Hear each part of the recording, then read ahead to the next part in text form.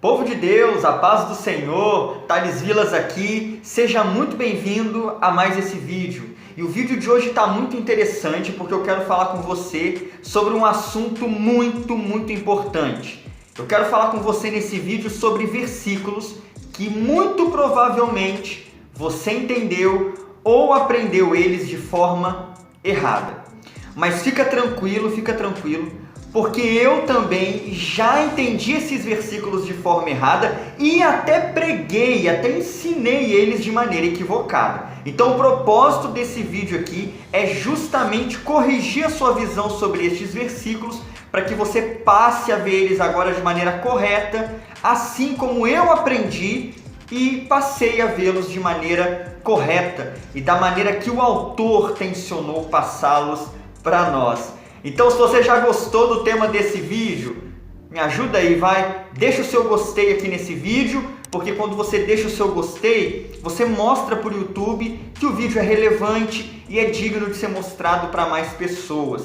Se você ainda não é um inscrito, clica no botão vermelho aqui embaixo e se inscreva no canal, porque os vídeos aqui são vídeos com conteúdo para abençoar e capacitar a sua vida.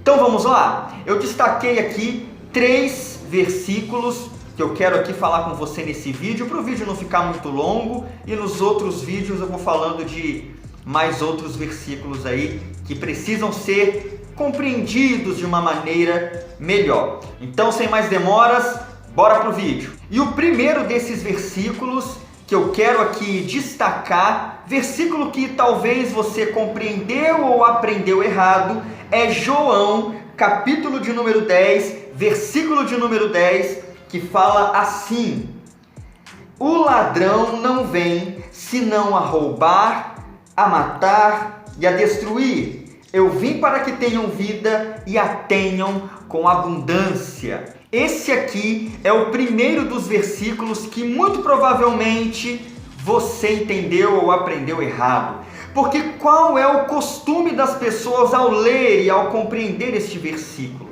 É interpretar o ladrão aqui que nós acabamos de ver como o diabo. E muitos até parafraseiam este versículo da seguinte forma: o diabo não vem senão a matar, roubar e a destruir.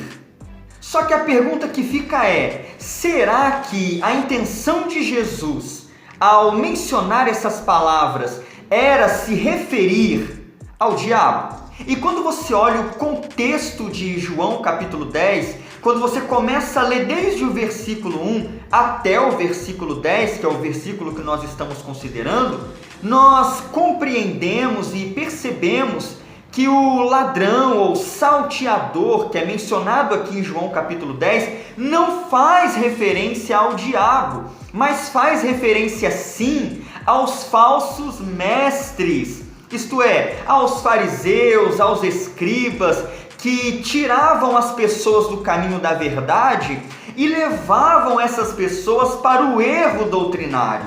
Mas é claro que eu não estou dizendo que o diabo, ele não mata, ele não rouba e ele não destrói. Na verdade, a Bíblia nos apresenta em diversas partes que o diabo ele faz justamente isso.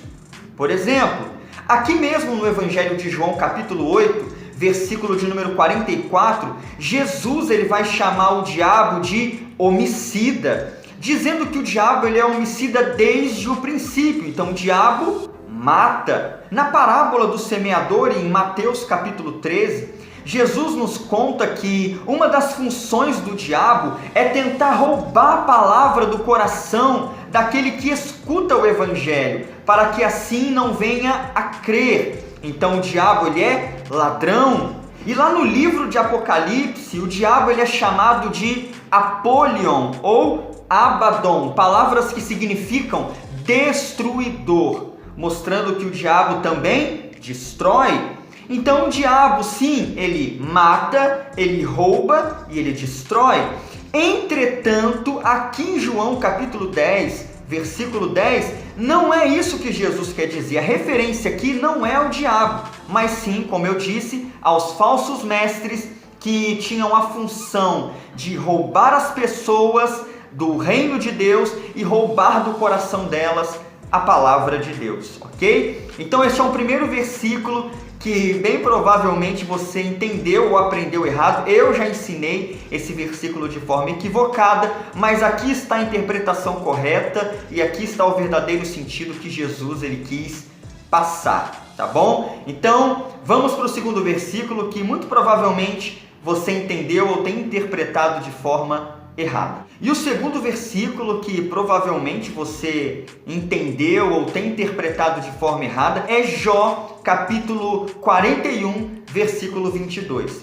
Olha que interessante, porque esse daqui é um dos mais conhecidos versículos que são citados por aí de maneira equivocada. Olha só que interessante.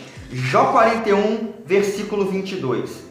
No seu pescoço pousa a força, perante ele até a tristeza salta de prazer. Esse versículo aqui é um versículo que eu já citei ele de forma errada e eu vejo hoje pessoas, muitas pessoas, tirando esse versículo de contexto e citando ele de maneira equivocada. Bom, mas vamos lá. Eu quero te dar aqui a verdadeira interpretação desse versículo. Jó, desde o 39 ao 41, é Deus conversando com Jó. É Deus se apresentando a Jó como criador, como sábio, como poderoso e mostrando que a sabedoria dele é muito maior do que a sabedoria de Jó. E aqui no capítulo 41, Deus, para mostrar o seu poder a Jó e mostrar as maravilhas da sua criação, Deus vai fazer referência a um grande animal, um animal que Deus havia criado. Eu não vou entrar no mérito aqui de se esse animal ele é figurativo ou ele é real, mas Deus está tratando aqui do Leviatã. E aqui no capítulo 41, Deus ele vai dar diversas características do Leviatã para mostrar o quão grandiosa é a criação de Deus e quão detalhada é a criação que Deus havia feito. E falando a respeito do Leviatã, Deus vai dizer no versículo 22 do capítulo 41, no seu pescoço, ora, no pescoço de quem? Do Leviatã, dessa criatura que Deus está mostrando a Jó para falar acerca do seu poder. No seu pescoço pousa a força. Perante ele quem? Perante o Leviatã. Até a tristeza salta de prazer. E para você não ter dúvida de que o texto trata desse animal, seja ele figurativo ou real, olha só o versículo seguinte. Os músculos da sua carne estão pegados entre si, cada um está firme nele e nenhum se move. O seu coração é firme como uma pedra e firme como a mó de baixo. Levantando-se ele, tremem os valentes, em razão dos seus abalos, ficam fora de si. Então o motivo de Deus mostrar essas características variadas do Leviatã é mostrar o quão invencível ele é para os homens. Então esse versículo não está tratando do próprio Deus. Sabe por que eu estou falando isso? Porque muitas pessoas, pelo menos eu já ouvi muito isso e tenho certeza que você também, muitas pessoas afirmam o seguinte: perante Deus até a tristeza salta de prazer.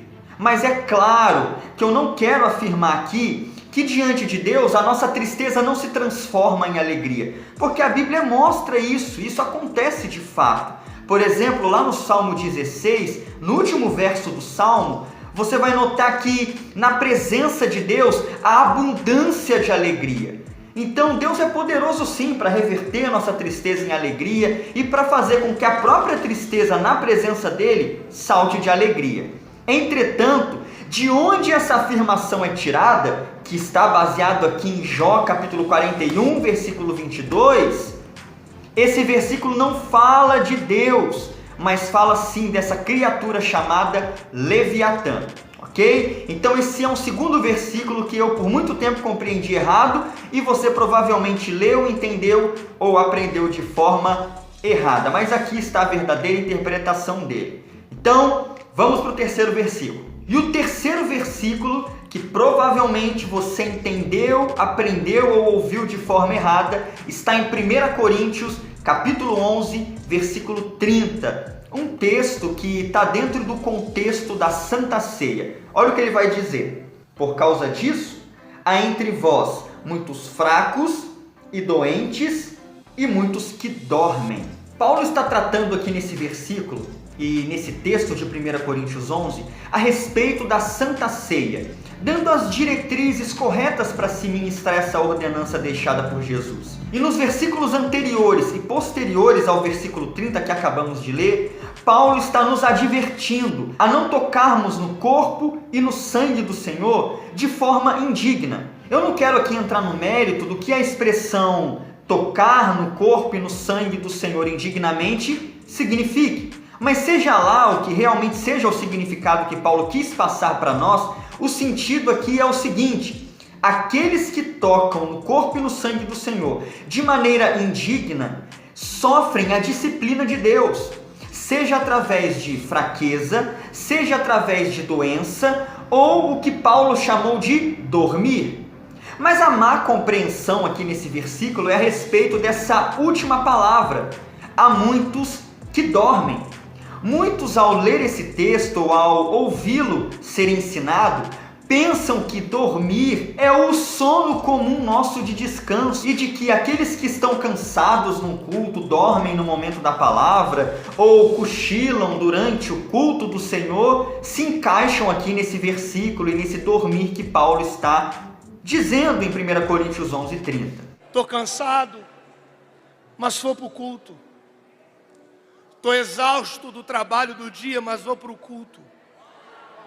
Eu estou quebrado, mas eu vou para o culto.